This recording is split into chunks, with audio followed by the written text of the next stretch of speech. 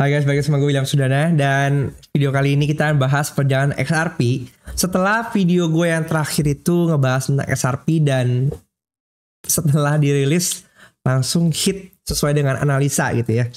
Sekarang setelah sekitar 2 minggu lagi, oke saatnya kita update lagi. Kira-kira perjalanannya akan seperti apa? Oke, jalan langsung aja kita masuk ke chart.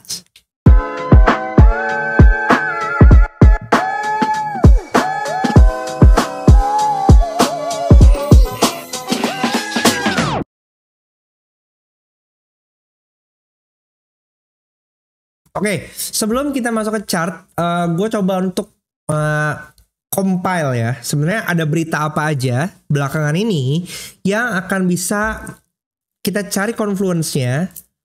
Bagaimana itu akan berkorelasi terhadap pergerakan price di XRP. Yang pertama di sini ya. Ini gue coba pakai perplexity.ai. Jadi di sini gue minta untuk compile semua news yang related ke XRP. Di sini kita lihat bahwa di sini experience growth di 2024 benar ya, memang dia benar-benar naiknya signifikan sekali. Kemudian prediksinya dibilang di sini dia bisa mencapai 2,7 sampai $3 by the end of 2024, ya kan? Positif market sentiment juga, dia menang dari SEC juga, dan rilisnya Ripple stablecoin ya, RLUSD ya, ini juga mendukung kenapa pergerakannya semakin kencang. Dan menurut gua ini good sentiment buat market crypto, terutama untuk XRP dalam ranah CBDC. Tuh. Kemudian regulatory changes with favorable regulatory condition in US, optimism growing tentang XRP future, analysts particularly hopeful conclusion Ripple lawsuit will pave the way for the launch of spot XRP ETF gitu. Jadi sekarang ini kan memang lagi proses ongoing untuk XRP ETF ya. Basically kalau kita ngelihat trajektorinya dan prediksinya, Bitcoin ETF di launch kemudian dia langsung rally.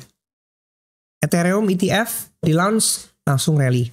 So hopefully dengan adanya nanti XRP ETF itu bisa langsung rally juga menuju target price yang kita harapkan. Oke. Di sini dibilang lagi kalau tadi by 2,5 sampai $3 di end of 2024, berarti sekitar 2 mingguan lagi ya. Kemudian untuk 2025 bisa ekspektasi sampai $4 by April of next year. Di sini ada yang mungkin masih prediksi sampai $5 sampai $10 kayak gitu ya. Jadi menurut gua it's a good. Dan kemudian kalau kita ngelihat lagi di sini ada yang bilang masih ya sama ya, mirip-mirip nih karena tadi kan ada di compile ya. Technological advancement menurut gua nih juga ngaruh banget. Global expansion, semakin lama kita ngelihat bahwa XRP ini kripto juga di pemerintahan Trump gitu ya mendapatkan sentimen-sentimen sangat positif gitu.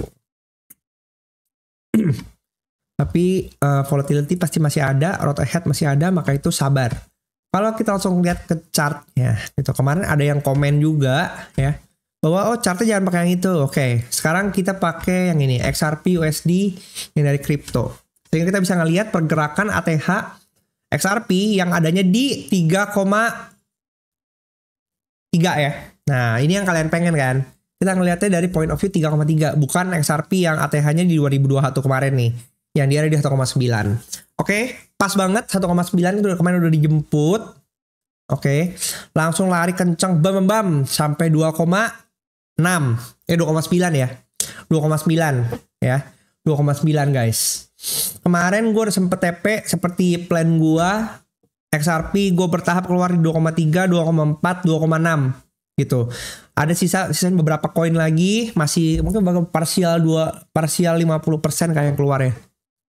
Itu kita akan coba untuk analisa. Target gue sih sekitar di $4 sama kalau bisa dapat $5 should be okay. Nah, kalau kita perhatikan berarti di sini ya, ini ada XRP close body di yang sebelumnya. Nih ya, 2,75 ya. Itu kenapa kemarin close body yang di 2018 ini nih, kalau kita perhatiin ini di weekly ya. Lihat nih, ini di sini itu sempat ditembus tapi nggak bertahan lama, cuma sweep doang terus reject lagi ke bawah. Oke. Kemudian yang sebenarnya yang paling tinggi adanya di sini 3,5. 3,3 Oke, maka kalau dari point of view seperti itu, kalau misalnya kita ngelihat, anggaplah dari point of view di sini ya, kita tarik ke paling bawah, maka expansionnya bisa sampai ke 1,272-nya di 4,18, kemudian 1,68-nya di 5,29. Apakah ini akan jadi valid? Kalau kita ngelihat, ini sebenarnya double bottom, ya kan? Ini kan double bottom nih. Oke, sekarang kalau kita ngacu kepada teori chart pattern double bottom, ini kita di sini, maka bisa nggak kita nyampainya? Oh di sini, sangat mungkin ya. Jadi kita bisa ngelihat ya dengan double bottom seperti ini 4,89 gitu. Kalau kita mau ngambil pucuknya banget berapa ini? Nih 5 gitu.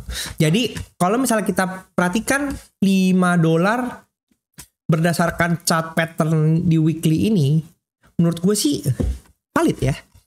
Dimana kita coba untuk break dulu area sini, ya kan? Ini kan udah nih di 3,3, dia akan sweep dulu, kemudian mungkin dia akan retrace dulu ke 1,7, kemudian baru kita lanjut ke 5. Neckline-nya di sini. Atau kita kalau kita nggak mau, neckline-nya mungkin di sini.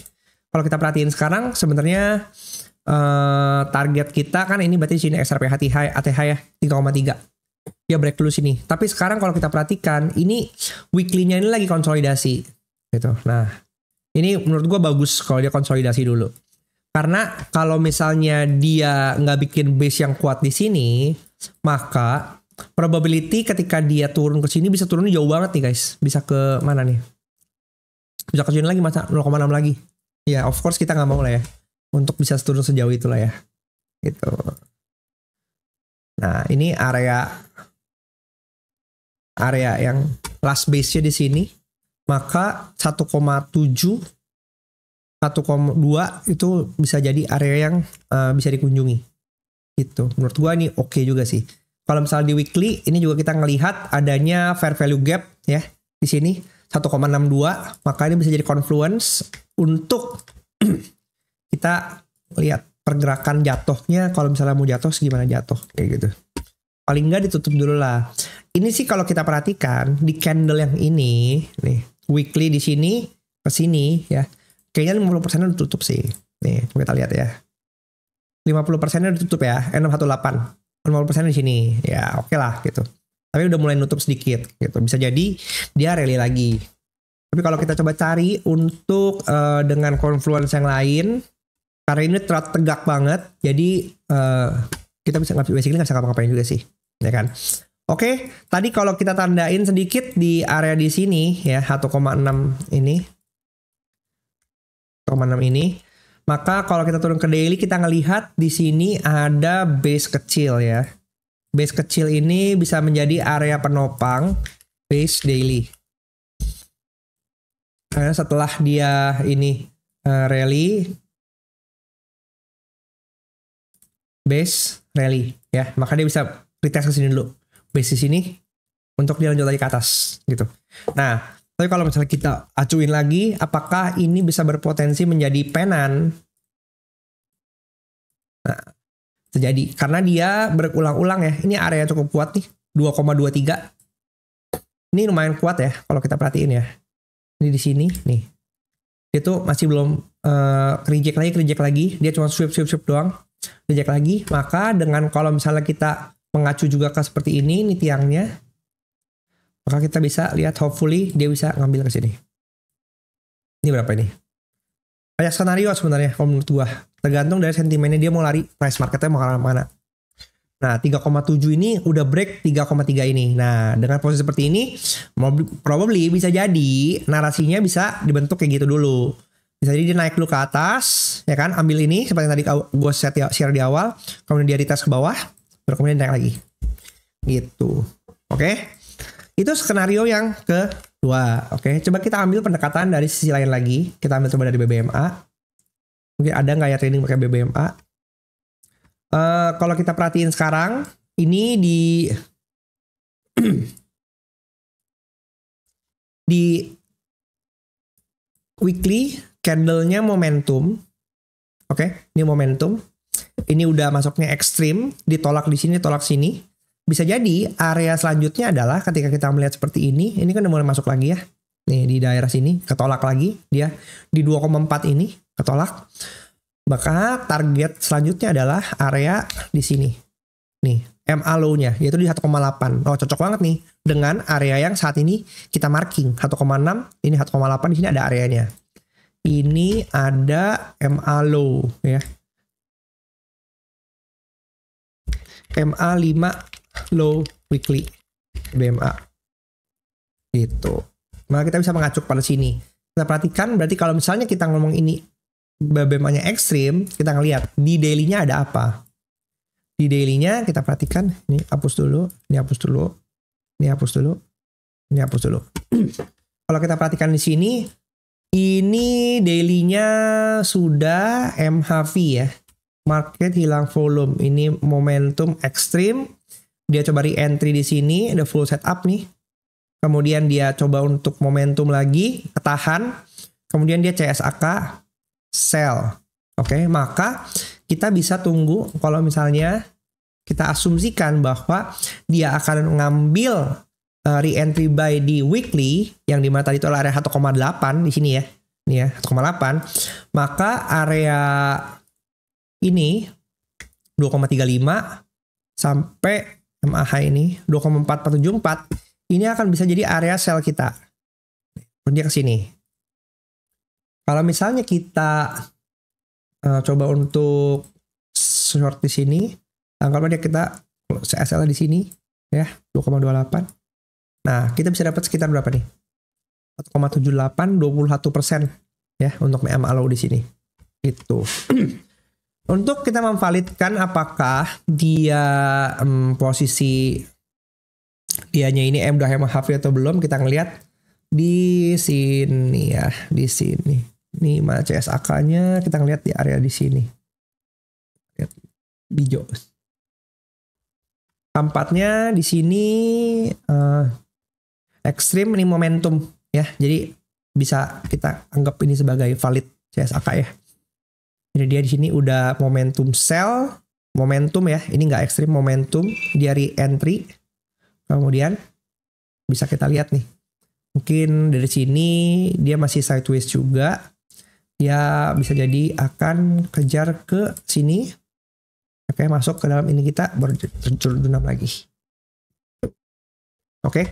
Jadi kalau misalnya kita ngomong dari sisi long term, menurut gua kita masih dalam konteks bullish, hanya saja volatility dalam jangka pendek ini akan membuat kita punya pergerakan yang naik turun. Of course harga udah naik kencang banget, ini rally pasti akan ada konsolidasinya dulu, berhentinya dulu sebelum itu lanjut untuk rally lagi ke atas, yang probably kita bisa ngelihat targetnya masih ada di atas 3,7, tadi bisa sampai 4 juga, sampai $5 juga, tergantung kita mau di mana. Yang paling oke menurut gua adalah kita bisa punya plan terhadap setiap trade dan bentuk investasi kita gitu. Kalau buat kalian yang nggak tahu juga mau pakai exchange apa, di bawah gue punya referral link toko kripto yang bisa ngasih kalian cashback 20% di setiap trading fee kalian. Jadi bisa dimanfaatkan itu, jangan sampai enggak. Dan menurut gue tidak ada salahnya kalau kita menggunakan sedikit proporsi dari aset kita untuk berinvestasi di aset kripto selama resikonya terukur, tidak ada satu hal yang merugikan. Yang penting kalian tahu dan mempelajari apa yang kalian investasikan. Oke, segitu aja untuk update XRP gue kali ini. Kalau kalian suka, jangan lupa di-share dan subscribe channel ini supaya terus berkembang dan bisa memberikan manfaat yang lebih baik lagi ke banyak orang. Sampai jumpa di video selanjutnya. Bye.